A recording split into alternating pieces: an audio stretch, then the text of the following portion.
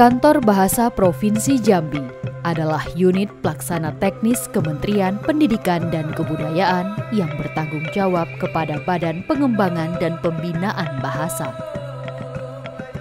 Kantor Bahasa Provinsi Jambi didirikan pada tanggal 17 Oktober tahun 2003 sesuai SK Menteri Pendidikan Nasional nomor 157-O-2003.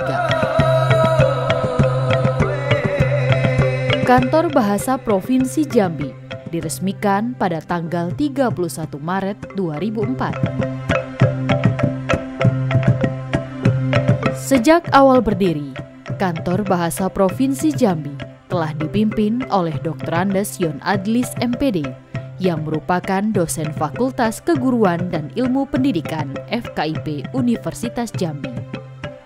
Pada awal tahun 2016, Kantor Bahasa Provinsi Jambi dipimpin oleh Saiful Bahri Lubis SS dan di penghujung tahun 2020 digantikan oleh Dr. Sukardigau SSMHU.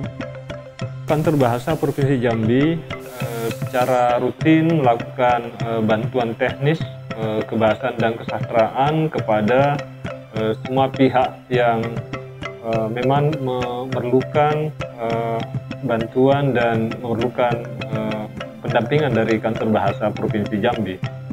Bantuan teknis itu misalnya berkaitan dengan saksi ahli bahasa, misalnya penyuluh bahasa, kemudian penerjemah. Kita juga memiliki penerjemah di Kantor Bahasa Provinsi Jambi sebanyak 7 orang yang selama ini melayani masyarakat dan pemerintah daerah berkaitan dengan fungsi-fungsi yang diemban oleh penerjemah dan juru bahasa.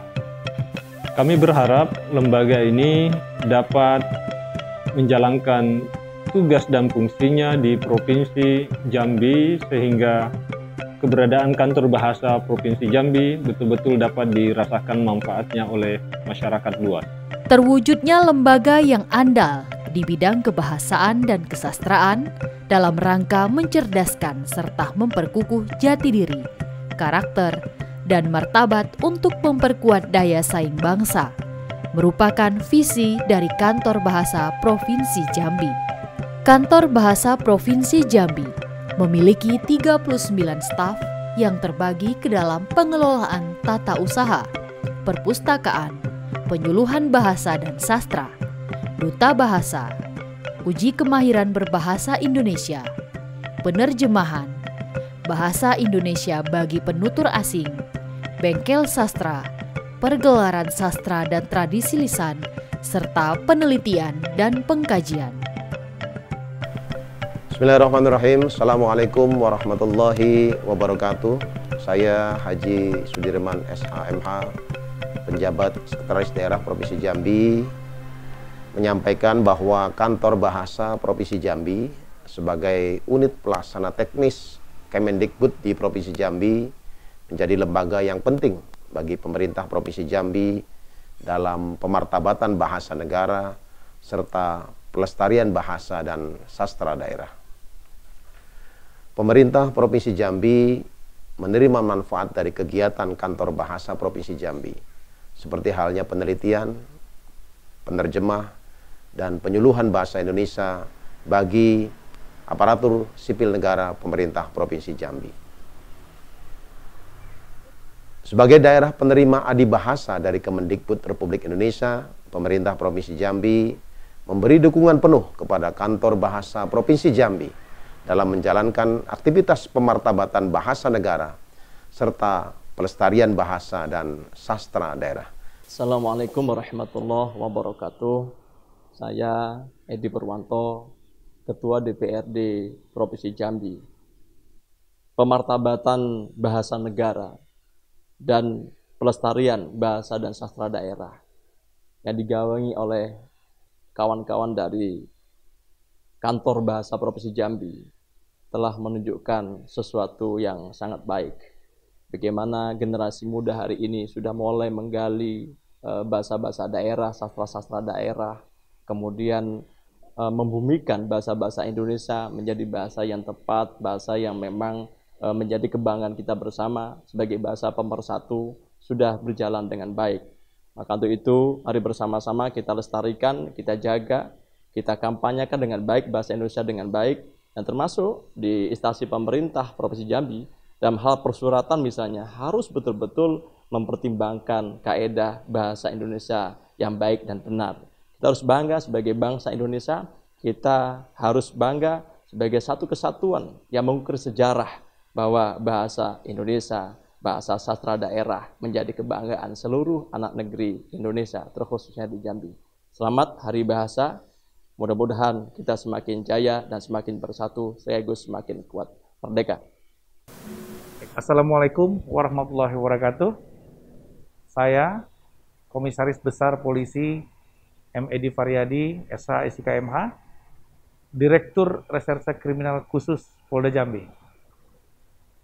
Saya mengucapkan banyak terima kasih kepada Kantor Bahasa Provinsi Jambi, yang mana kami dari Direktorat Reserse Kriminal Khusus banyak melakukan koordinasi dan juga komunikasi, serta kami selalu mengutamakan komunikasi yang intensif untuk melaksanakan penyelidikan dan penyidikan. Kantor Bahasa yang berada di Provinsi Jambi ini, di bawah Kementerian Pendidikan dan Kebudayaan, selalu bekerja sama dengan Polda Jambi. Kami juga memberitahukan kepada keseluruhan daerah, yaitu Polres-Polres. Maka dari itu, kami berharap Kantor Bahasa yang ada di Provinsi Jambi dapat lebih meningkatkan kualitas agar kami sebagai penyidik dapat melakukan suatu penyidikan untuk dapat menegakkan hukum dan juga membawa satu permasalahan menjadi lebih akurat dan lebih lengkap. Sekali lagi, untuk bahasa yang kami butuhkan adalah bahasa Inggris, adalah bahasa Arab, kemudian mungkin ada juga bahasa Mandarin nantinya. Semoga Kantor Bahasa Provinsi Jambi dapat lebih berkualitas untuk meningkatkan apa yang dapat kami lakukan dan juga apa yang dapat kami harapkan dalam rangka penyidikan. Kami dari Polda Jambi, khususnya Direktorat Reskrimsus, sangat berharap kita semakin erat dan semakin dekat. Sukses terus untuk Kantor Bahasa Provinsi Jambi. Hormat kami, Direktorat Reserse Kriminal Khusus Polda Jambi.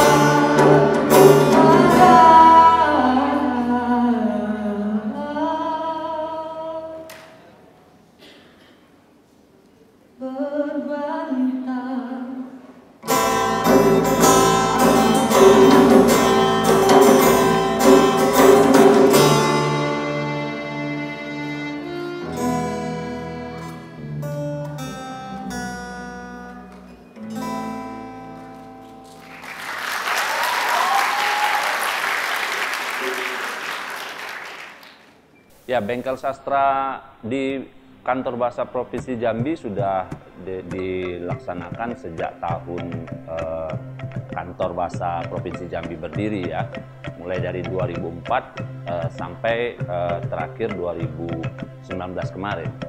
Nah, sepanjang kegiatan Kantor Bahasa yang berkaitan dengan Bengkel Sastra yang berhubungan dengan pembinaan sastra di Provinsi Jambi, itu biasa kita melaksanakannya biasanya pembinaan dalam hal penulisan cerpen, penulisan prosa ya, penulisan puisi, penulisan naskah drama, dan diawali pada tahun 2008, 2009 sampai 2010 itu kita melaksanakan Bengkel Sastra yang bertopik tentang musikalisasi puisi. Jadi pembelajaran musikalisasi puisi, kita ke daerah-daerah, kita memasyarakatkan musikalisasi puisi ke sekolah-sekolah dengan tujuan adalah bahwa siswa-siswa mempelajari baik itu puisi maupun tentang hal musikal yang ada di dalam unsur puisi itu. Nah, sepanjang pengajaran musikalisasi puisi itu kami datang ke seluruh kabupaten-kabupaten dan muncullah kemudian yang namanya kelompok-kelompok musikalisasi puisi yang ada di sekolah-sekolah. Nah, ini menjadi menjadi satu semarak bagi sekolah-sekolah untuk munculnya yang namanya komunitas-komunitas musikalisasi puisi Indonesia. Inilah yang kemudian menjadi gagasan munculnya kelompok organisasi musikalisasi puisi Indonesia se-Indonesia. Nah, hal ini juga kemudian berkaitan dengan Kantor Bahasa ini menyelenggarakan yang namanya Festival Musikalisasi Puisi Indonesia di tingkat provinsi, lalu kemudian pemenang dari tingkat provinsi ini akan dibawa ke tingkat nasional. Salah satu bentuk kegiatan yang sering saya ikuti adalah pelatihan menulis sejarah kampung. Ini salah satu program yang saya anggap sangat menarik sebenarnya, perlu diteruskan oleh Kantor Bahasa. Karena di samping memotivasi, merangsang anak-anak untuk menulis, belajar menulis, juga memberikan wawasan tentang pengetahuan bagaimana mendokumentasikan, bagaimana menulis, ya, bagaimana menceritakan kembali cerita-cerita yang ada dalam kehidupan masyarakat, yang selama ini mereka tidak pernah tahu bahwa ada cerita yang menarik dalam lingkungannya sendiri, bahkan yang menjadi narasumber adalah orang tua atau neneknya sendiri yang dia tidak tahu. Pada tahun 2014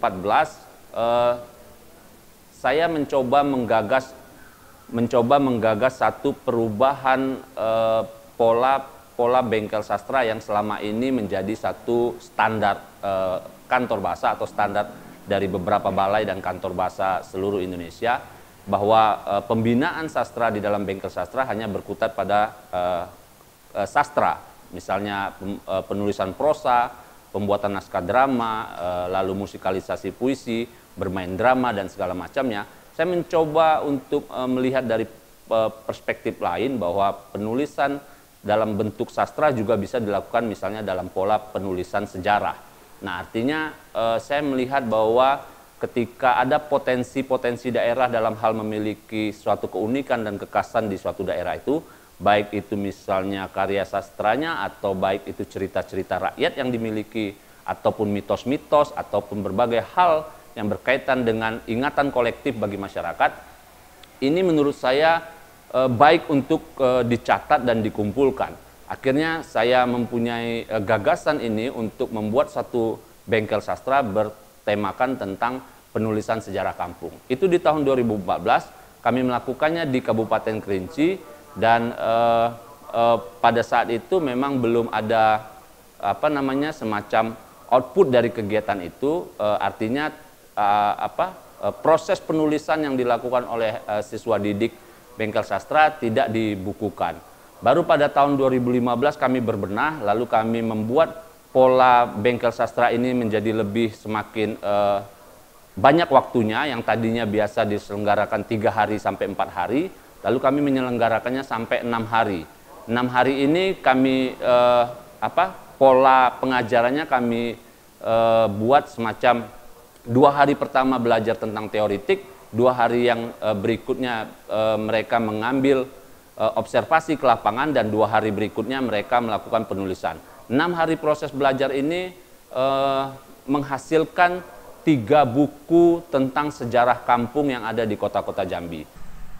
Nah, saya pernah mengikuti sebagai instruktur pelatihan di salah satu wilayah. Ternyata anak-anak ini umumnya yang ikut dalam pelatihan adalah menjadikan narasumber neneknya sendiri, bapaknya sendiri, karena memang beliau adalah tokoh dalam wilayah setempat yang selama ini tidak pernah mereka tahu, tidak pernah tertuturkan dengan baik cerita-cerita yang berkembang dalam kehidupan masyarakat itu. Ini menarik sekali, dan kenyataannya kantor bahasa telah menerbitkan beberapa buku tentang tulisan anak-anak ini. Dalam pengertian ini adalah bahwa sejarah tidak ditulis oleh pihak luar atau dari kacamata luar untuk melihat suatu sejarah suatu daerah, tapi bagaimana kemudian sejarah di dalam suatu daerah itu dilihat oleh masyarakat itu sendiri, dan mereka mencatat dan menuliskan sejarah itu sendiri, bahwa mereka tampil mengaktualisasikan diri mereka, melihat berbagai potensi yang selama ini mungkin tidak mereka lihat dan mereka abaikan. Nah, ketiga buku ini muncul dengan cukup baik, dan akhirnya anak-anak sangat mengenal ruang hidupnya, bahwa mereka tinggal di suatu tempat yang mereka memiliki keunikan dan kekhasan tersendiri.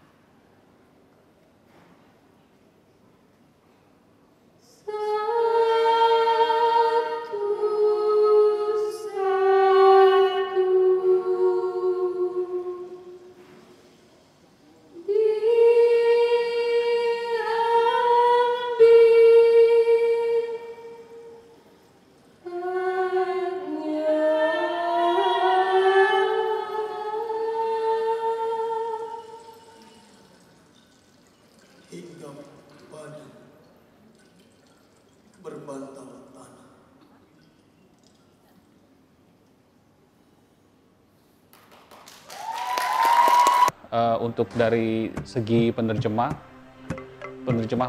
di Kantor Bahasa Jambi telah melakukan banyak sekali bentuk penerjemahan tulis. Di antaranya adalah membantu Dinas Pendidikan dan Kebudayaan Pariwisata Provinsi Jambi menerjemahkan laman atau website promosi pariwisata Jambi, kemudian juga membantu mengganti display-display di Museum Sigijai Jambi yang awalnya hanya dalam bahasa Indonesia, sekarang dapat dinikmati dalam 2 bahasa, yaitu bahasa Inggris, sehingga pengunjung dari mancanegara pun semakin banyak berkunjung karena mereka mendapatkan informasi yang dapat mereka pahami di bahasa asing atau khususnya bahasa Inggris dan Arab.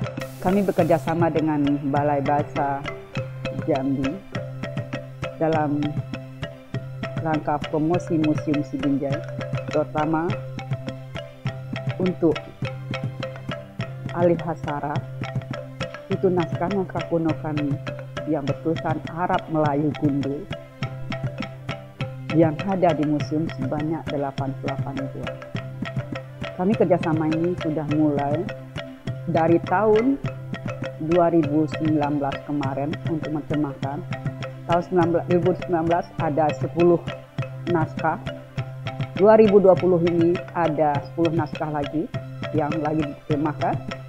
Di samping itu, mulai dari tahun 2018, 2019, kami juga memperbaiki label-label yang di ruangan pameran Museum Sigijai yang masih berbahasa Indonesia, kami terjemahkan ke dalam bahasa Inggris sesuai dengan standar bahasa Inggris yang untuk publikasi museum.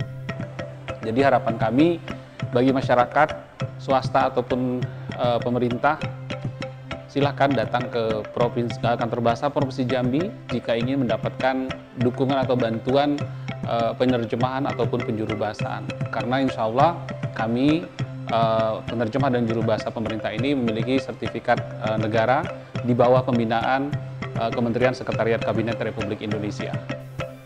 BIPA merupakan salah satu layanan unggulan Kantor Bahasa Provinsi Jambi. BIPA merupakan proses belajar bahasa Indonesia bagi penutur asing. Sejauh ini, sudah banyak warga negara asing yang belajar bahasa Indonesia di Kantor Bahasa Provinsi Jambi. Mereka berasal dari berbagai negara, yakni Amerika, Belanda, Korea, Filipina, Cina, dan lain sebagainya. Sebagian mereka ada yang berprofesi sebagai pengajar, peneliti, dan juga ada yang sudah menetap di Provinsi Jambi. Pada tahun 2015 dan 2017, tim BIPA Kantor Bahasa Provinsi Jambi sudah pernah melakukan dengan memasukkan materi muatan lokal dan budaya. Hal ini bertujuan agar warga negara asing yang sedang belajar bahasa Indonesia dapat mengenal budaya yang ada di Provinsi Jambi. Untuk itu, marilah kita kumo jangan lupa menanam petoro. Marilah kita bersama-sama kita saksikan Sinanung Jolo.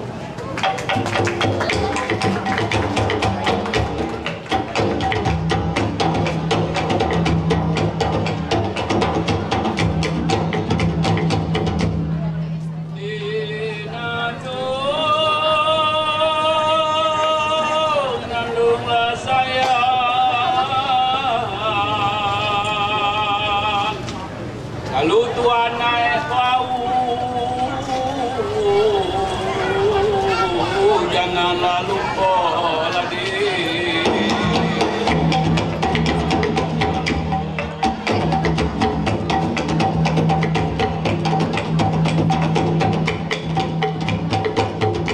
Kalau Tuhan naik perahu deh,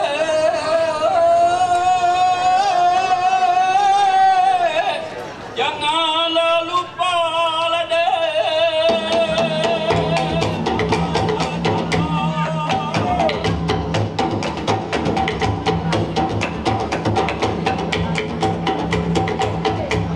Kalulah Tuhan yang kini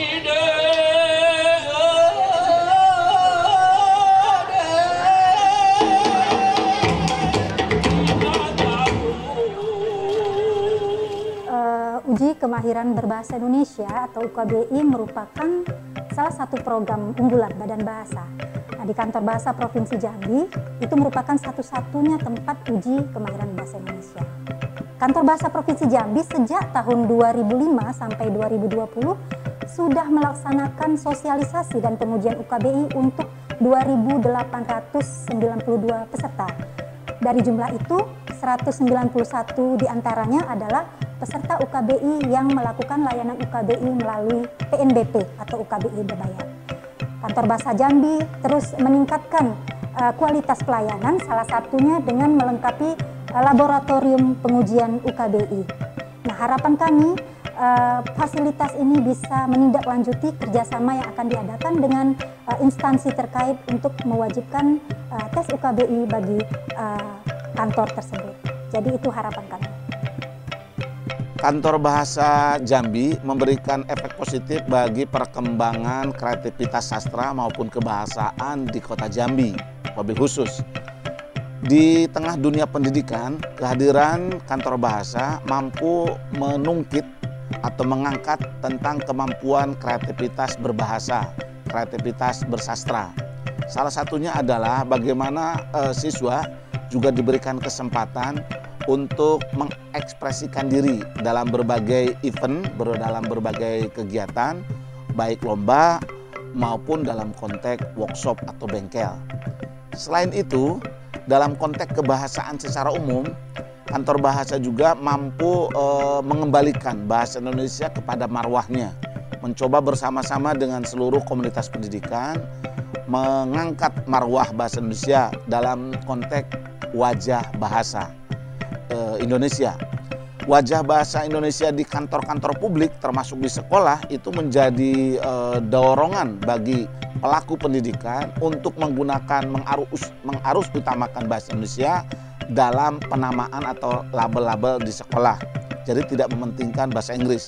Dan kesadaran kolektif itu kembali diingatkan karena hadirnya kantor bahasa. Selain itu, secara personal juga mampu menggerakkan potensi-potensi guru. Ada pembinaan guru-guru bahasa Indonesia dalam kepenulisan maupun dalam wacana kreatif. Dalam berbagai lomba misalnya lomba baca puisi, selain didedahkan para pemenangnya, tetapi guru juga diberikan kesempatan untuk menelaah, diberikan wawasan tentang apa sebenarnya kelemahan, apa yang harus diperhatikan di dalam membaca puisi. Jadi hadirnya kantor bahasa di Jambi yang memasuki 14 tahun artinya kecilnya menjadi sesuatu, besarnya juga menjadi penyempurna. Nah, semoga kantor bahasa Jambi terus memberikan edukasi dalam penggunaan bahasa sehingga lahir kecintaan, kepemilikan dan kebanggaan seluruh warga anak bangsa terhadap bahasa Indonesia. Selanjutnya saya jelaskan bahwa saya ini sering membantu ataupun diajak oleh kawan-kawan dari kantor bahasa Provinsi Jambi untuk mengikuti bermacam-macam kegiatan. Antara lain seperti acara-acara untuk meningkatkan budaya Jambi, baik pun di dalam acara seperti berbalas pantun, kemudian lomba pidato bahasa Jambi, dan juga ada lagi yang lain-lain menampilkan kesenian-kesenian daerah yang ada di dalam Provinsi Jambi ini. Dan betul-betul lah kantor ini bermanfaat bagi masyarakat Provinsi Jambi, karena ini adalah untuk pembinaan kepada generasi muda kita supaya mengenal cara-cara kehidupan dari masyarakat Jambi sejak dahulu. Seperti misalnya pantun-pantun itu kan itu permainan orang zaman dulu. Tapi sampai sekarang nampaknya hampir tenggelam, dan untung ada kantor bahasa ini bisa membangkit kembali. Membangkit batang terendam kalau kata orang adat namanya itu. Jadi ini memang perlu kita lestarikan. Cencang pelupuh kulit aru, ramo-ramo di rumah tinggal. Lusuh-lusuh kita perbaharu, adat budaya lama jangan kita tinggal. Salam Sepucuk Jambi 9 Lurah. Saya Muhammad Egy Mariadi. Dan saya Nadia Gutama Putri. Kami Duta Bahasa Provinsi Jambi tahun 2020. Sebuah pencapaian yang luar biasa. Kantor Bahasa Provinsi Jambi sudah melaksanakan berbagai kegiatan ini, di antaranya pengkajian bahasa dan sastra, penyusunan jurnal ilmiah kebahasaan dan kesastraan, pengembangan kosakata dan pemetaan bahasa dan sastra. Bersama Kantor Bahasa Provinsi Jambi, kami Ikatan Duta Bahasa Provinsi Jambi dengan siap dan antusias untuk memperingati bulan bahasa di bulan Oktober ini untuk peningkatan mutu bahasa dan sastra di Provinsi Jambi. Bersama kami, utamakan bahasa Indonesia, lestarikan bahasa daerah, kuasai bahasa asing. Salam literasi. Duta Bahasa merupakan salah satu produk unggulan yang dilakukan oleh Kantor Bahasa Provinsi Jambi. Duta Bahasa sudah dilakukan sejak berdirinya Kantor Bahasa Jambi pada tahun 2004. Duta Bahasa menjadi penting karena Duta Bahasa difokuskan atau diberikan kepada para generasi muda yang diharapkan dengan adanya kegiatan ini dapat memotivasi generasi muda untuk menggunakan bahasa Indonesia dengan baik, sekaligus mengutamakan penggunaan bahasa Indonesia, dan di sisi lain juga mereka melestarikan bahasa daerah dan juga tidak meninggalkan bahasa asing. Jadi Duta Bahasa memang diharapkan dapat menjadi wadah bagi kaderisasi generasi muda dalam mengedepankan penggunaan bahasa Indonesia yang baik dan benar. Berbagai rangkaian kegiatan kebahasaan dan kesastraan telah diselenggarakan oleh Kantor Bahasa Provinsi Jambi. Di antaranya, menjadi tuan rumah dalam perhelatan Pekan Sastra se-Sumatera tahun 2015 yang diikuti oleh Balai dan Kantor Bahasa seluruh provinsi yang ada di Sumatera.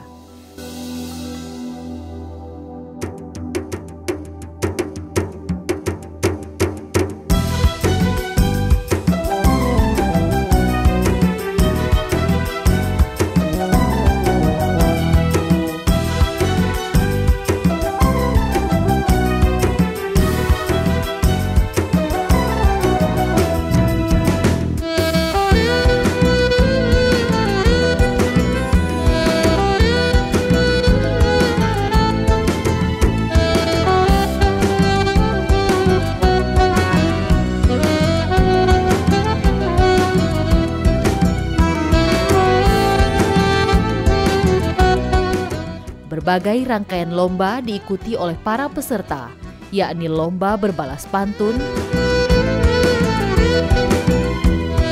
dendang syair,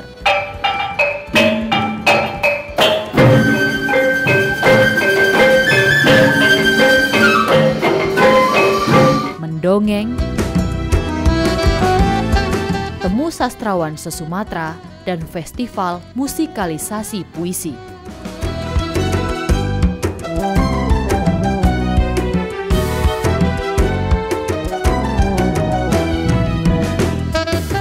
Kantor Bahasa Jambi telah banyak melakukan penelitian tentang kebahasaan dan sastra daerah Jambi, antara lain bahasa Kerinci, bahasa Kubu, dan bahasa Duano. Hasil penelitian tersebut bisa diakses oleh masyarakat dalam jurnal ilmiah kebahasaan yang terbit dalam link jurnal kemendikbud.go.id. Unit usaha perpustakaan Kantor Bahasa Provinsi Jambi menampung hasil-hasil penelitian dari pegawai Kantor Bahasa Provinsi Jambi dan para peneliti-peneliti kebahasaan dan kesastraan di Provinsi Jambi. Selain itu, perpustakaan Kantor Bahasa Provinsi Jambi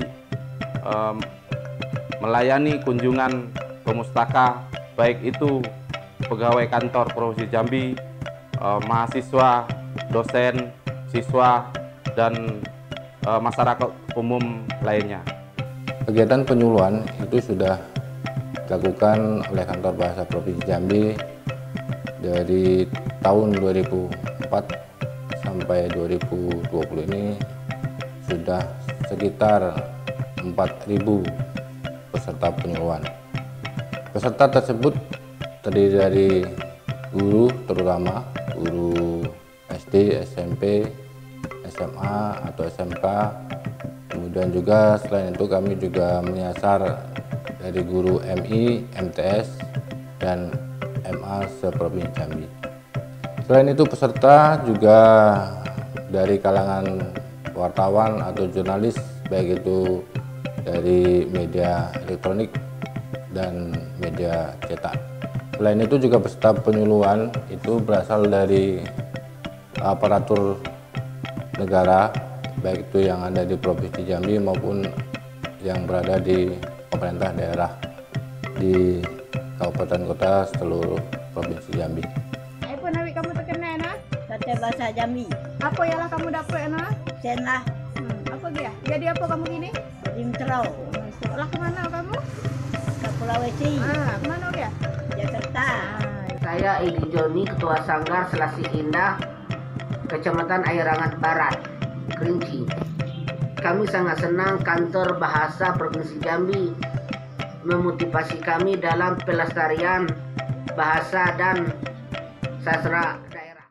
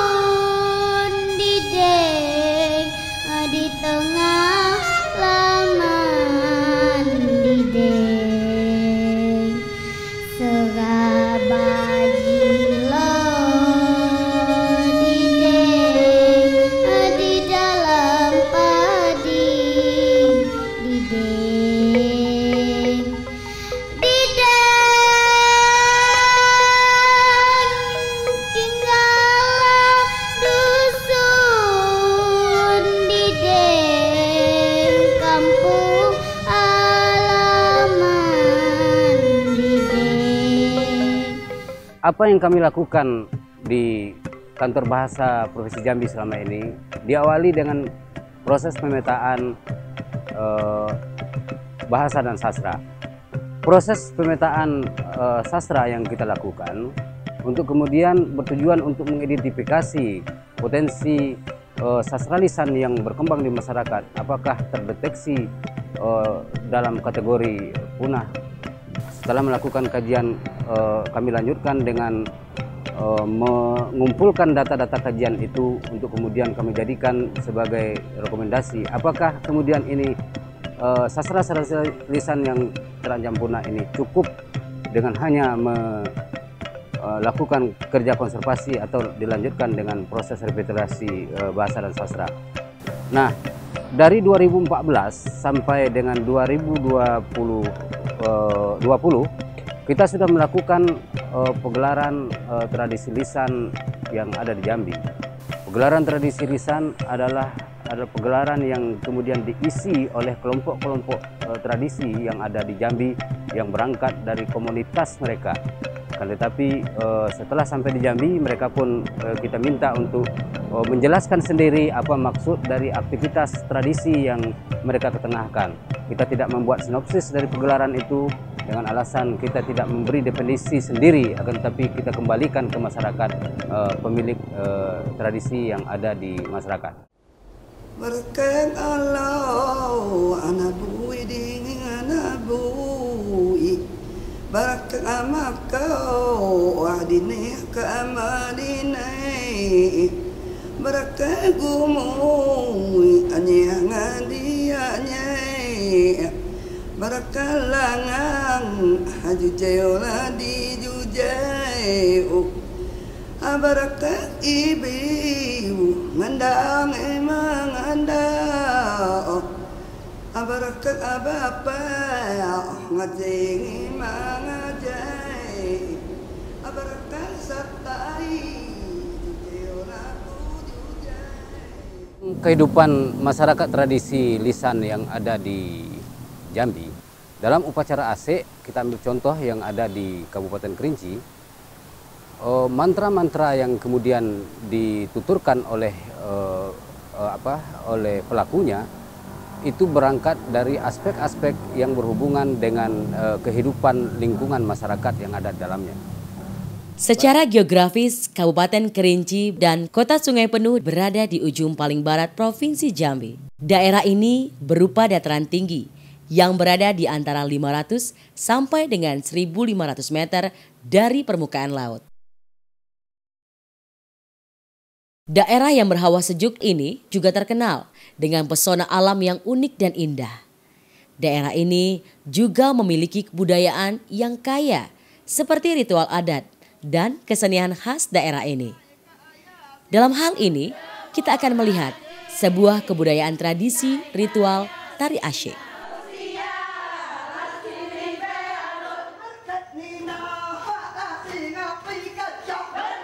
Tari asyik telah ada saat nenek moyang suku Kerinci menganut kepercayaan animisme, dinamisme, dan tarian ini merupakan sebuah tradisi megalitik yang masih menganut kepercayaan kepada roh-roh nenek moyang masyarakat pada masa prasejarah. Pertama kali saya melihat asyik ini dari tahun 1972. Itu ada orang minta obat, dilaksanakan asyik ini jauh di kebun, jauh dari keramaian. Itu di pondok-pondok di ladang-ladang itu. Di sana mulai saya mempelajari apa itu asyik itu. Sama suhunya pun saya tanyakan apa-apa syarat dan sebagainya itu. Tari asyik ini merupakan suatu bentuk tarian masyarakat suku Kerinci yang dilakukan pada kesempatan dan waktu tertentu. Unsur kerawuhannya atau trance sangat dominan dalam penampilan tarian ini. Upacara tari asyik ini tumbuh di tengah-tengah masyarakat suku Kerinci atau Kota Sungai Penuh dan Kabupaten Kerinci. Dia cerita tina kau siap lengai ni dia dendek ngawasa dendek ngawasa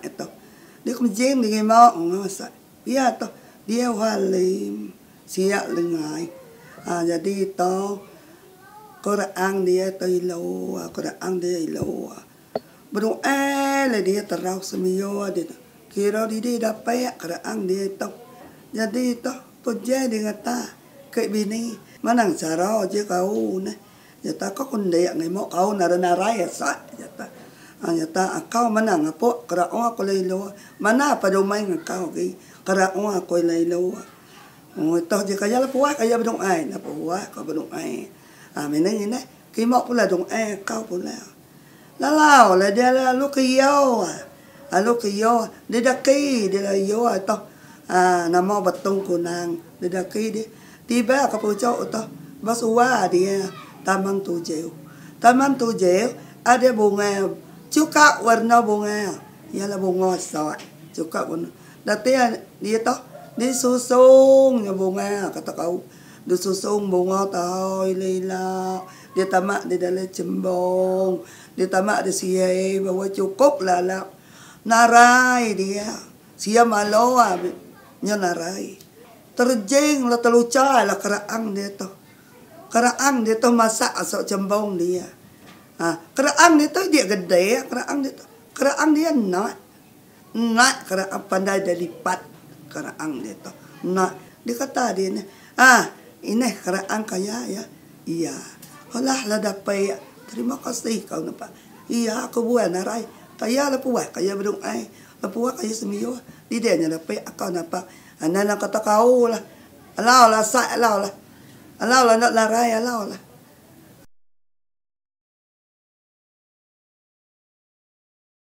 Dapat diketahui bahasa asyik ini artinya khusyuk atau sibuk.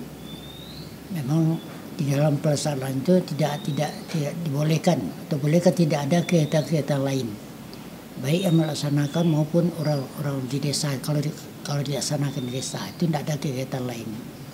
Ke sawah pun dilarang, ke kebun pun dilarang itu.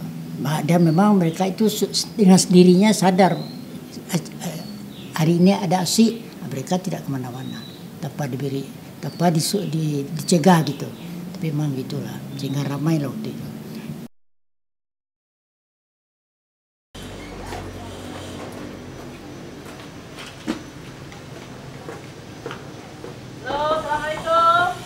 Nih. Assalamualaikum. Salam. Ada kayak Dume ya? Iya, ada. Iya, dia petang kalau kaya. Kok dia Dume ya? Sama itu. Masa kau menjadi nasi? Tengok, si Ho, ayah wah. Kau deh, non lo kaya dia petang lo kaya. Tadi lah pas sekolah kami lah beli ujian deh. Mak kaya. Oh, wajah sudah lu. Anak wajah cucung tuh. Saka. Dan dulu dekat untuk kaya lah. Ini dia merap. Ini mana hilang? Mining dok samulai. Antu kai menang tuh. Antu kai bahaya salantai. Uang seringgak nak. Ini apa? Tadi tepe. 25. Anak si cukup. Tapi nak minta ubek ke kau. Panjang ilau. Untuk asal. Teman terosok temanang, terosok. Asal narai kita. Ada si awaknya. Kita nyo. Kalau rasa itu sering gede ya gelai. Kata ke induknya dengan apa? Ya, ini induk kelas ni atai. Kalau adik baik ini, idiknya dia merau. Kalau ya penyakit kita. Kita minta pada Allah, okey. Tidak lah, pada Allah. Lah bakal kali mau kepada dia. Tidak, so. Iya dicoba aku dah berusi. Ya, jadi ya kau tahu bertahu, anu usaha alat itu. Kayak apa? Beli kayak beli. Sudah menong. Udah itu tak kita sawat narai kita. Itu caranya.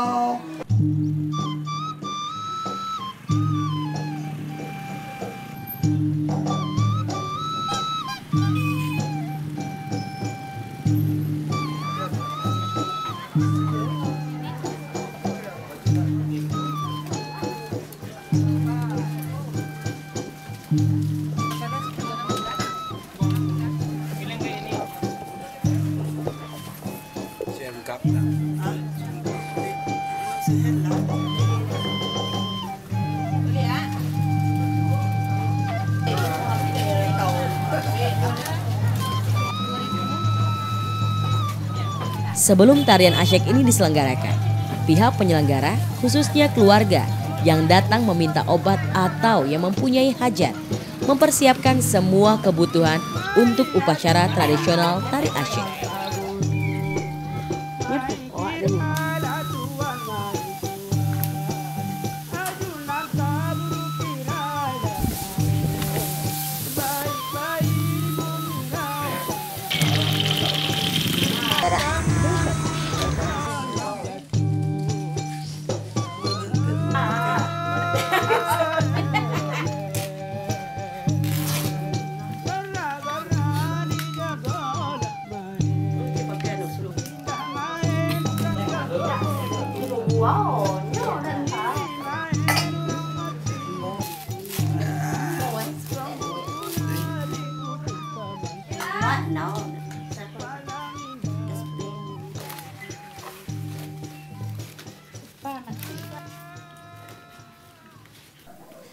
Jadi kejadian ngata sarap asa itu nyo.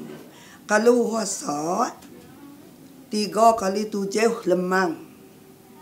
21 tahun. 21 tahun lemang tegak. Lemang tegak apa tina? Kata dek. Lemang tegak itu ngabubek itu jadi ubek. Lempai 3 kali 7, nambah 3 kali 7, ulu nasi 3 kali 7, anak siha hincong, sihe lipak, sihe sepik, anak bahai kunang, bahai to, nambah kahang, bagus, nambah masih itu kapuk ke anu bagus 3 kali 7, itu anak alang tentai kai ada 3 misal kalau lapo tempat dentai kai banyak kalau nak dikit entai ada ampai tangoi tai tangoi ti tu jadi apa tina tangoi ti tu tempat gurau turang ada nak makai ubek situ lah tempat gurau turang jadi apa anak karamala bagus benar Karamala itu, kau dia tahu karamala tina. Karamala itu bunga kecil bayo itu, kau dia jauh dingin anau, dingin benar. Boleh kamu apa situ? Pino muda tak kau tahu. Di sabi kapo si hey badageng denta ke situ. So dia tak mana bahasa bayo.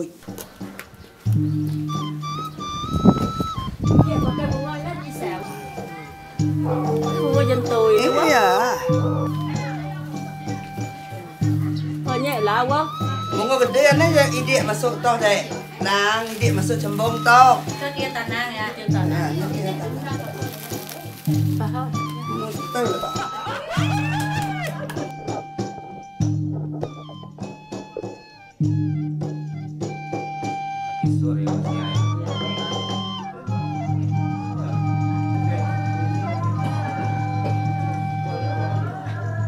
Aku bagai tahu nak minta juara masa wakam makai nak ngingong nang hai. Nak ngingong nang hai tapi arti uha tu lah arti kalau kiu lah ribut. Entah ada hasa, entah ada hasa. Jadi dia pandai aku dia minta nunjuk tahu ke nenek mama. Sudah aku nunjuk tahu ke nenek mama. Nak kapak nunjuk lah tahu semua persekol mana kuburan dia. Okey tahu supaya supaya jangan kau kenal. Aku ada mimpi, ada bila kau, ada ide engkau tahu aku bila lepas tunjuk.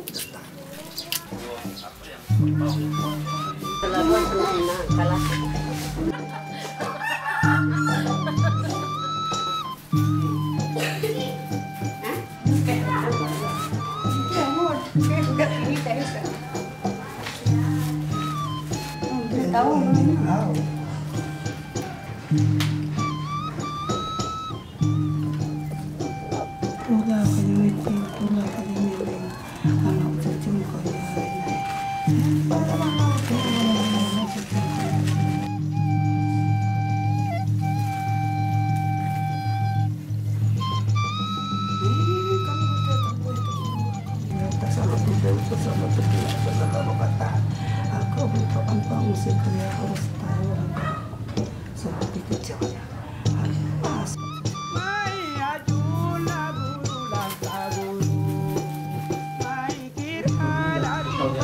Iya, buat aku juga dari pula dengan kata nggak sempat tahu. Iya.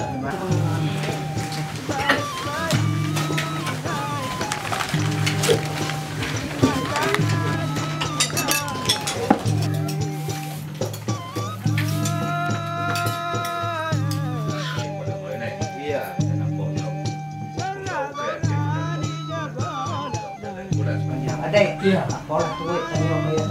Dia tuh tapi juga bisa dari udara ya. Iya. Oh, kamar selalu kamar bimbo pada yang supik Jawa ada, kan mulai ada. Beginilah kayak tuh yang mau berkata. Iya.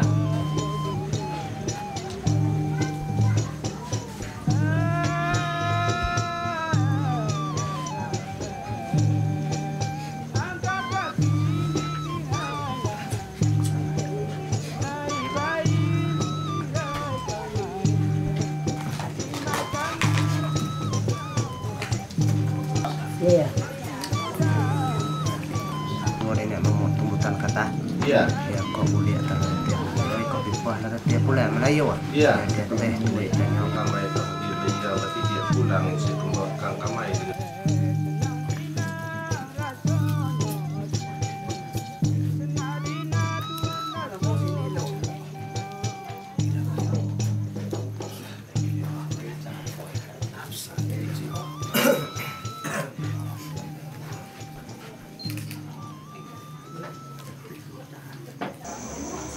Tarian asyik ini kegunaannya tidak hanya untuk ritual pengobatan atau penyembuhan.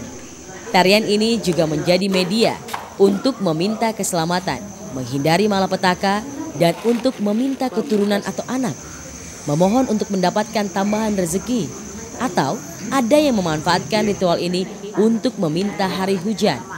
Dan memohon agar bibit padi yang dicemai pada saatnya akan mendatangkan hasil panen yang melimpah.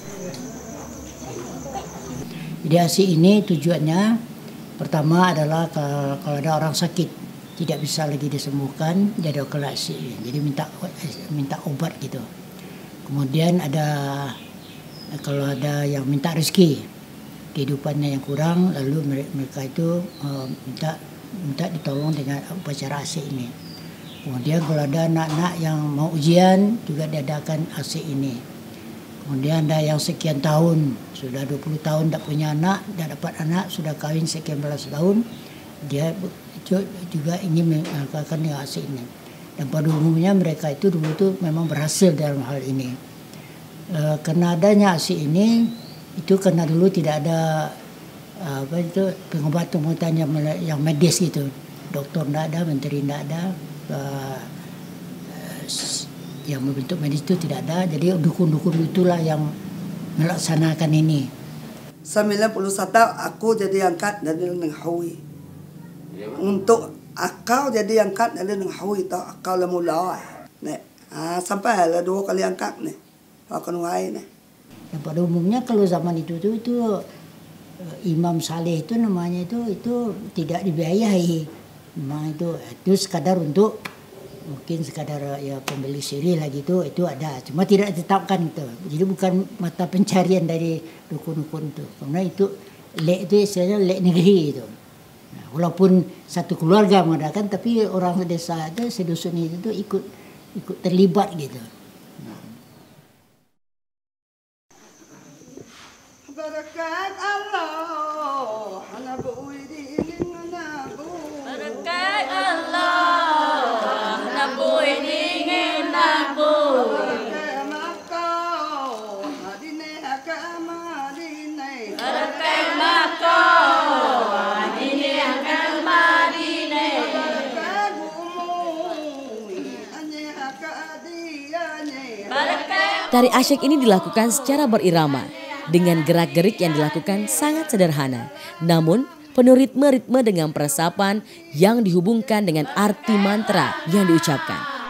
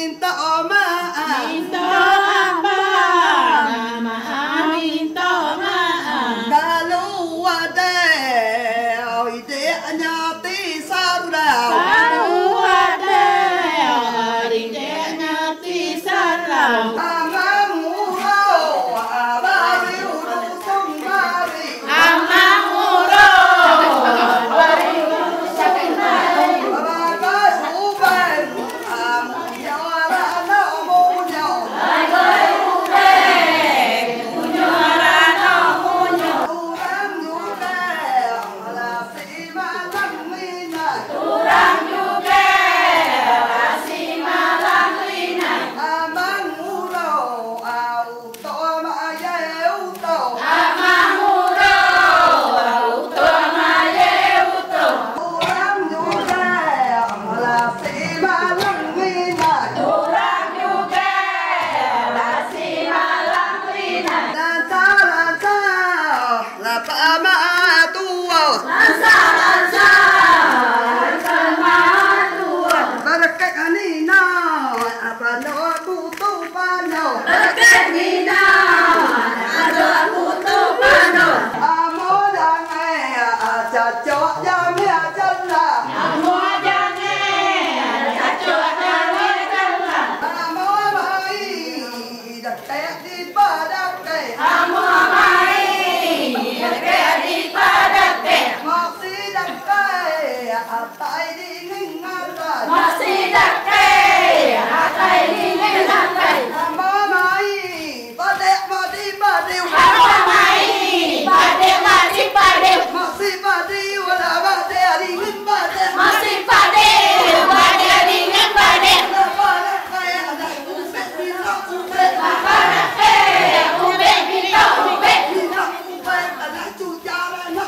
Minta ubek, cuca lano cuca. Karibe ala tu bel ni mok tu bel. Karibe, tu bel mimok tu bel. Kasihan ala bade ni mok bade. Kasihan, bade mimok bade.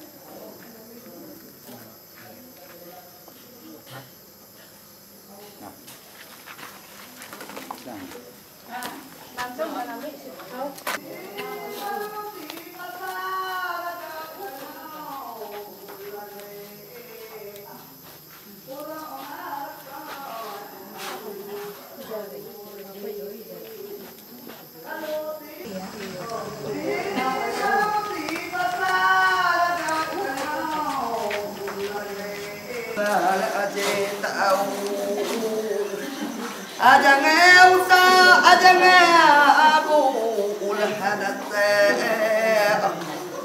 Abai batai jange apunta ulate agadu heda ayeng adu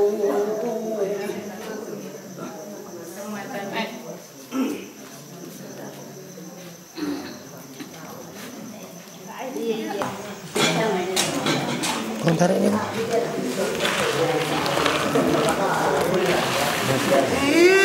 Kalulu baleng rendau makan adot asurak ganding alu baleng ala riu atulah apa habimung atulah bimung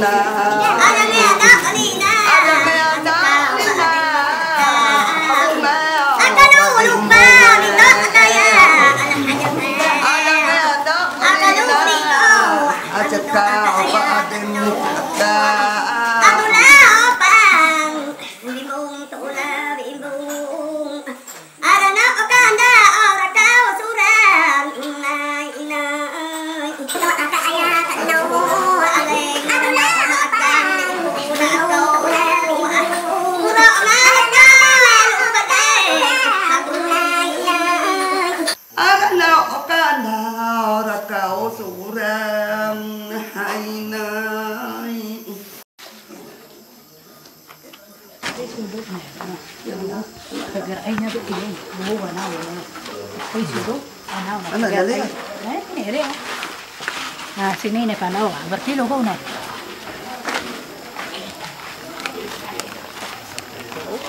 Pas ke kampus ya ini semua. Kampus ya ini.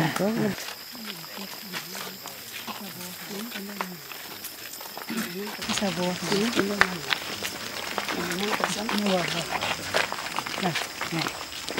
Nah, pas ini loh.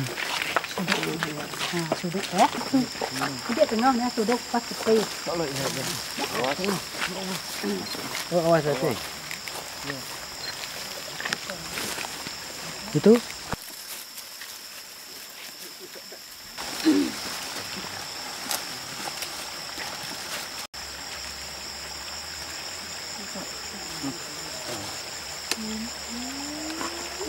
dia akalnya rupanya. Tunggu nila ini pemat. Ini kekerau. Sampai.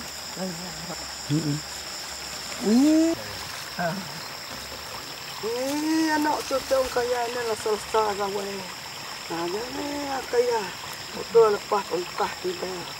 Ada kaya alasar kaya. Kita kemahin. Sahabat harus bayar kerama. Ide aku mengimbau. Sahabat tunggu pematuan. Ide.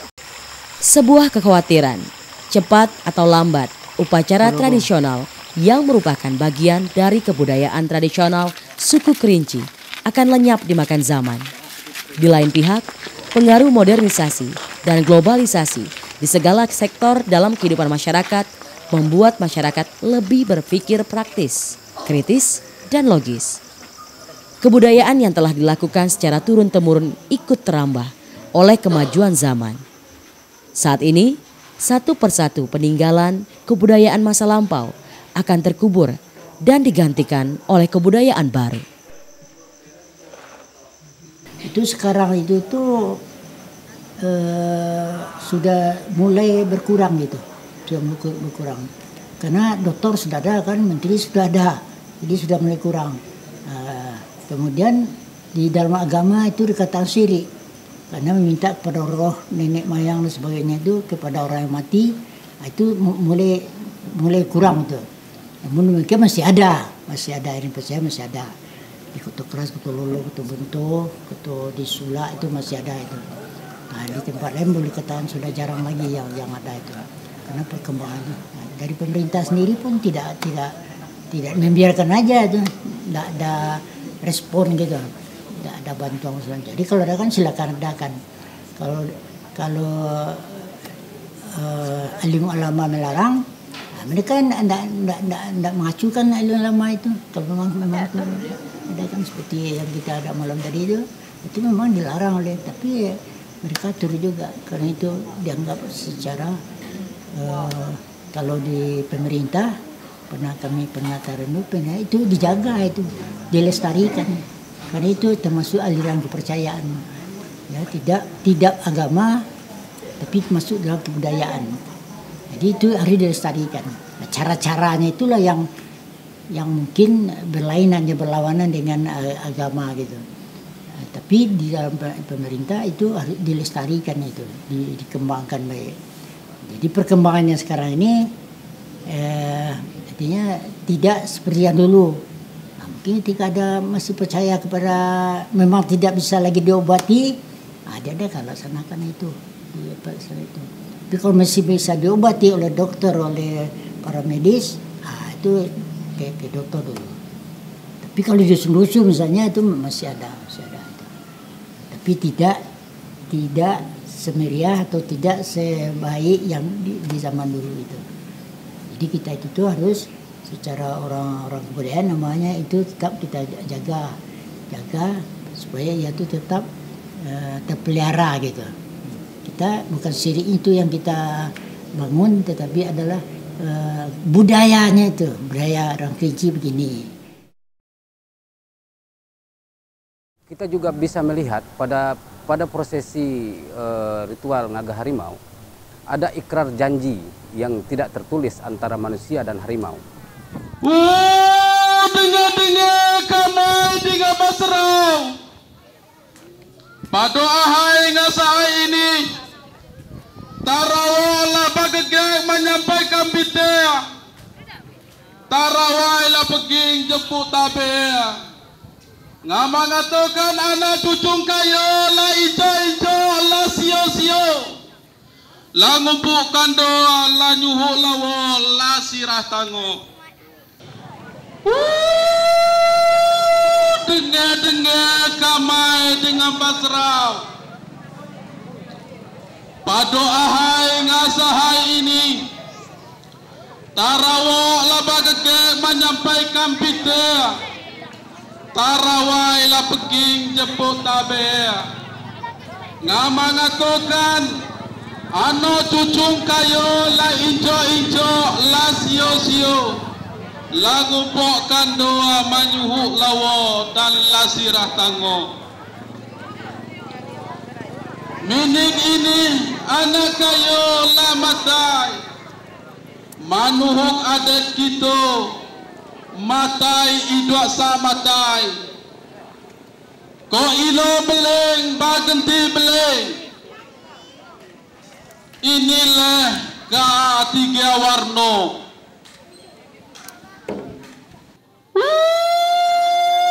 Nina panunggung pamato di alang kincai. Dengan 7 bukit, 7 luho, 7 gugu, 7 pamato. Malanta ile nina langkelau.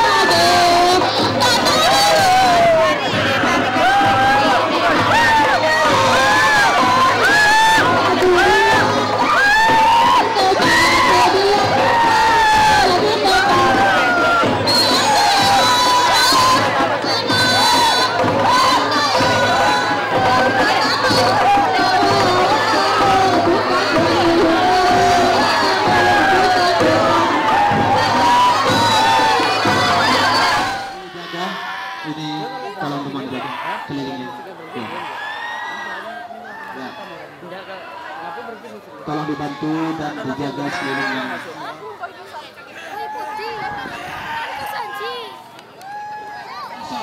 Nah. Coba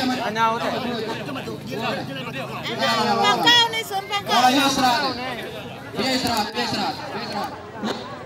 Iya ya.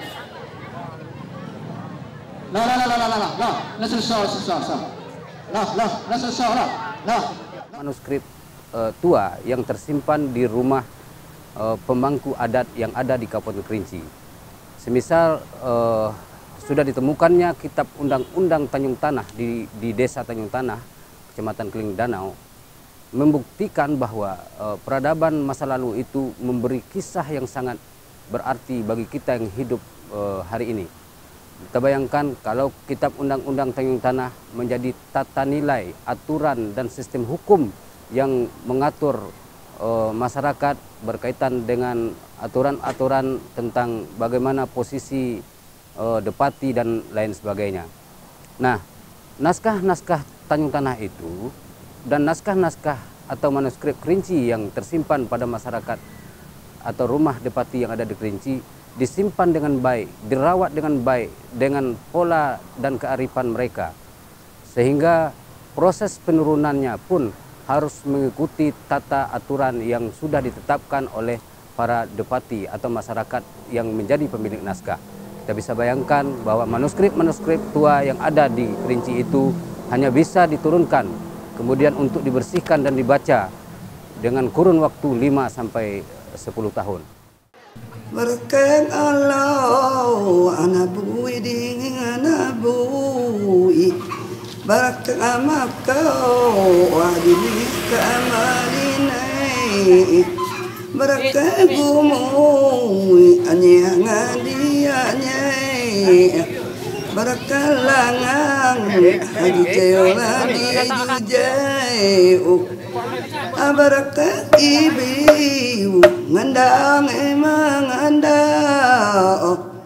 Kendrisko itu artinya kenduri adat gitu. Disko itu berarti artinya perbuatan dilakukan secara turun-menurun itu menurut adat. Sko. Nah, bukan pusaka ya, tapi diantaranya itu ada cara itu ada yang menurunkan benda pusaka. Di Kundisko ini berarti kunduri adat gitu, sama dengan adat gitu. Jadi posisinya itu apabila sudah sampai waktunya, biasanya dulu itu sekali setahun, setiap sudah menuai padi itu udah ada Kundisko, karena waktu itulah panen kan, jadi rakyat masih banyak padinya, masih banyak beras, adakan Kundisko itu. Sekarang ada yang sampai sekali 5 tahun di kantor tanah itu, sekali 5 tahun itu kalau tidak salah itu. Kalau kami pikiran itu dari abad ke-13. Ya, sebelum itu belum ada Kundisko. Baik sila masih itu kecil wok udang wok. Yang kecil panggil wok, yang besar panggil wok. Mana wok? Ah, itu misalkan dia punya tua juga dipanggil wok. Itu namanya kecil wok udang wok. Masa itulah belum ada kata-kata adat tadi itu. Jadi masih kacau, bukan kacau ya, tapi waktu itu macam itu caranya tuh. Kalau sekarang kan yang besar tuh panggil wo atau kayo ada. Nah, tapi kalau dulu tuh kecil wo kedang wo, yang kecil panggil wo, yang kadang pun yang besar pun dipanggil wo. Disama aja. Jadi abad 13 itulah ditemuinya Tanjung Tanah itu naskah Tanjung Tanah itu berisikan hukum-hukum seluruhnya. Mencuri bagaimana, menyalakan orang tua bagaimana, berzina bagaimana. Itu ada hukum-hukumnya sana itu dan di Tanjung Tanah itu. Dan mungkin adat-adat itu dari sana lah itu, dari itu munculnya itu, dari naskah itu. Naskah Tanjung Tanah itu huruf Lawa. Jadi ceritanya itu mengenai adat istiadat. Berkeng Allah anabui dengan anabui berkeng amakau adini keamadine. Yang utama bukan pusakanya itu, yang pengangkatan peti nikmat itu yang penting utamanya itu. Nah, di penurunan itulah cara yang kedua itu. Walaupun acara yang pertama diturunkan dulu baru diperlihatkan. Tapi yang utama acara itu untuk penobatan orang tadi itu, orang adat tadi itu yang pertama kan kita.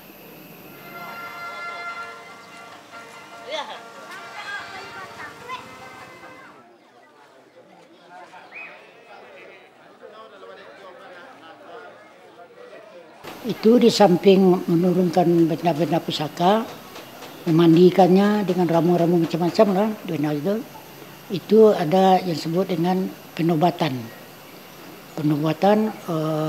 orang adat.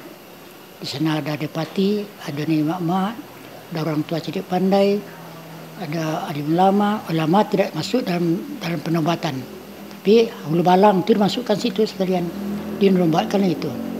Di pertama rapatnya dulu, itu rapatnya itu di rumah pesusun namanya, itu di rumah adat itu namanya rumah pesusun.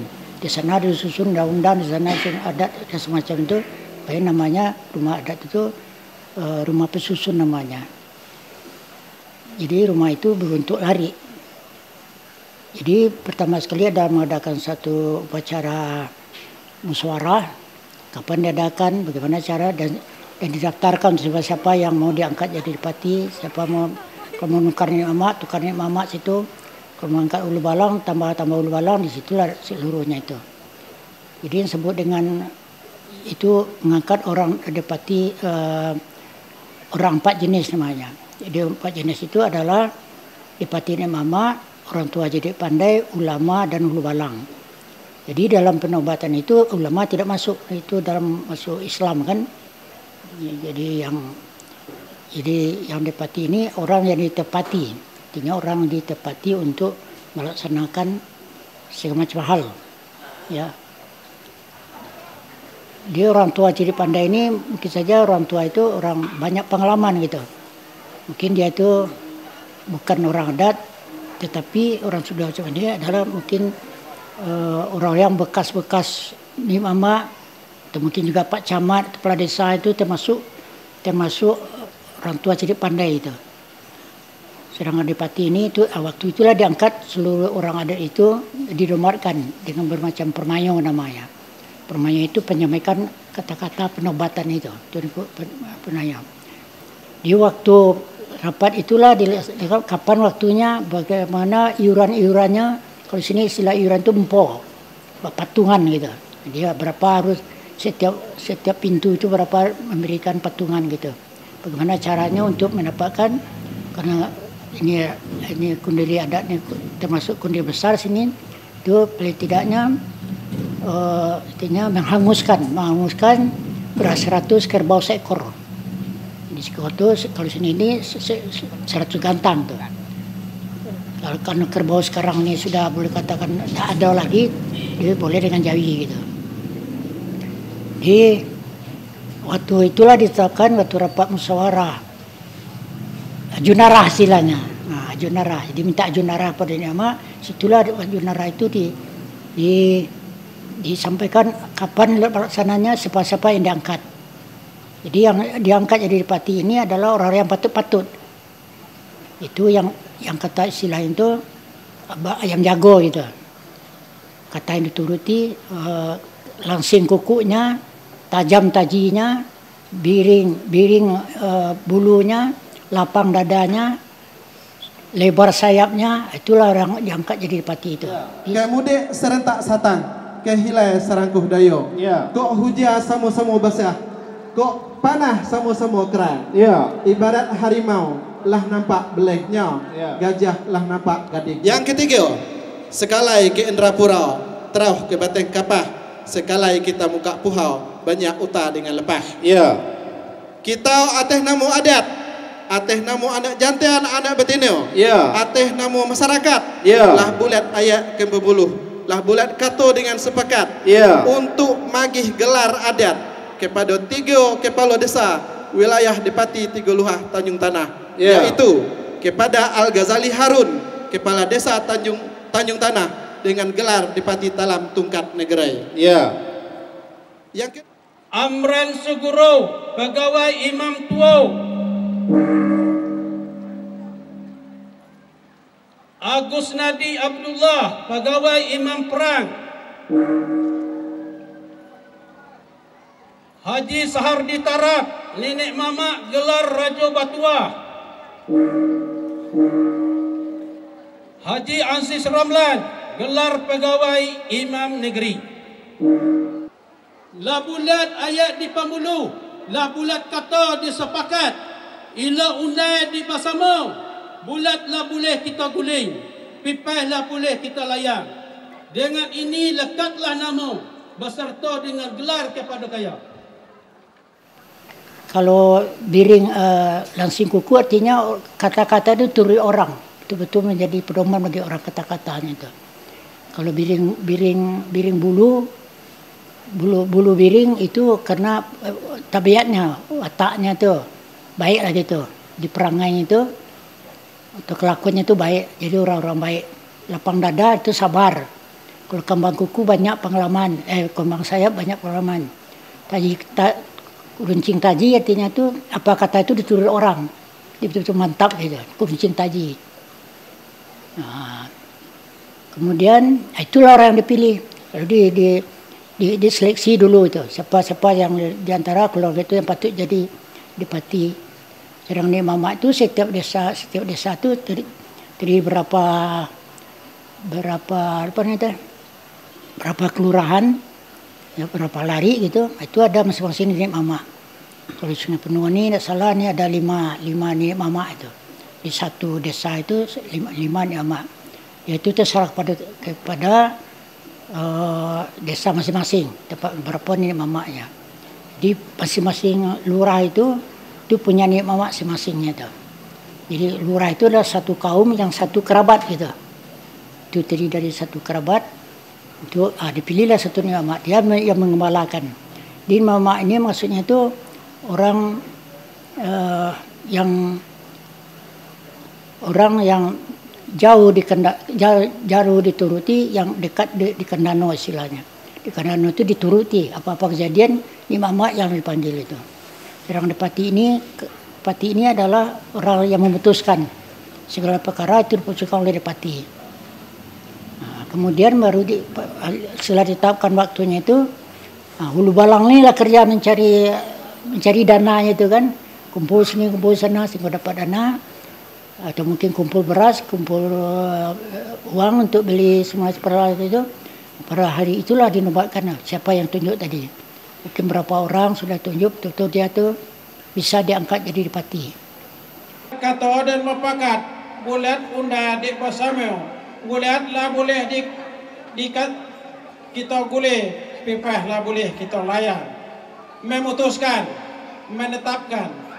Pertama, memberikan gelar kehormatan kepada Al-Ghazali Harun, kepala desa Tanjung Tanah, gelar Depati Talam Tungkat Negeri. Mana yang sudah tua, ya mama mungkin sudah diganti, waktu itu juga diganti nih mama. Di tanda-tanda daripada Depati ini, kalau kain sarung itu melingkar, tapi kalau nih mama itu rencong gitu, segitiga, itu tandanya itu.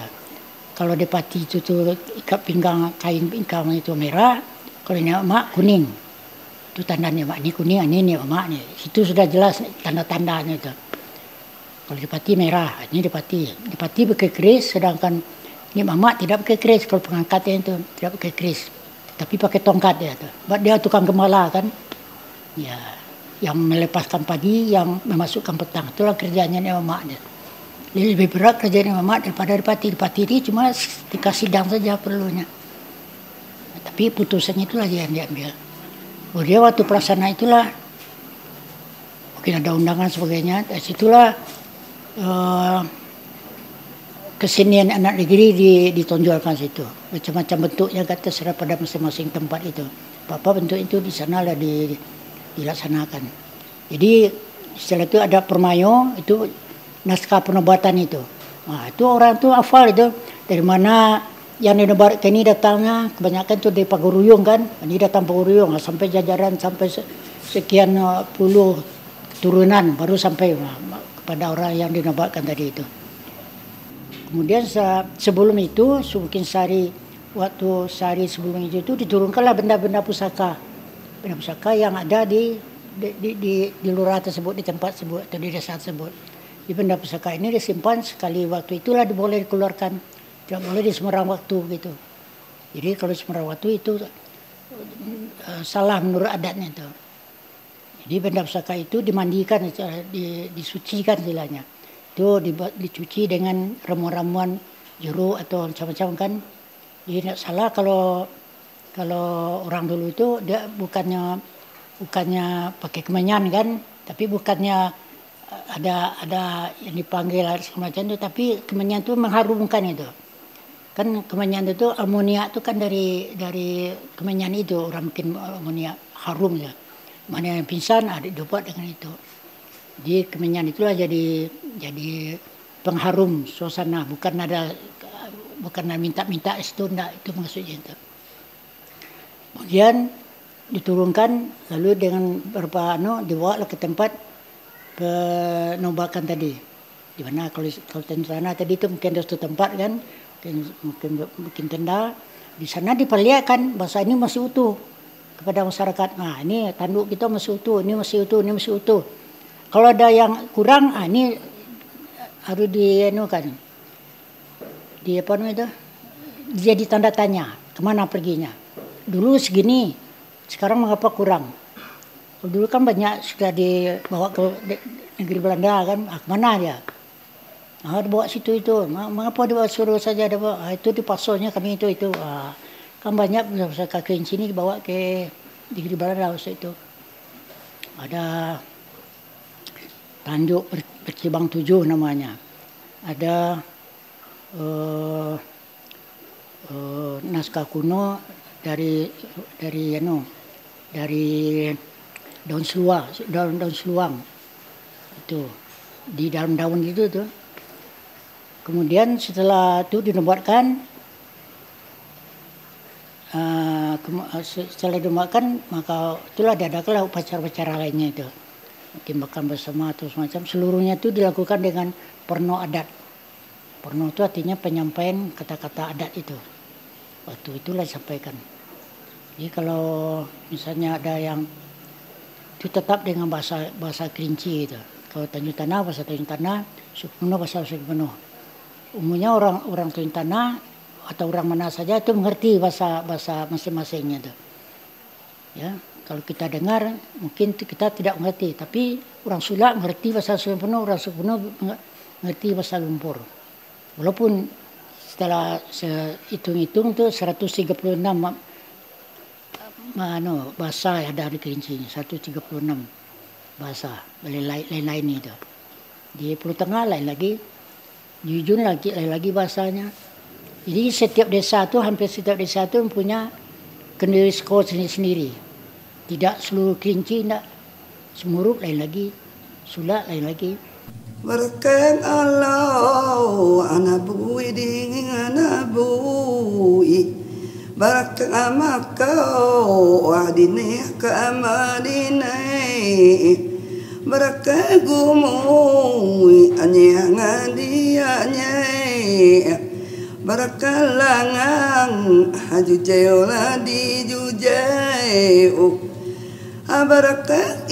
Kami berusaha untuk menjadi teladan bagi instansi lain, terutama dalam bidang tata naskah dinas maupun surat menyurat.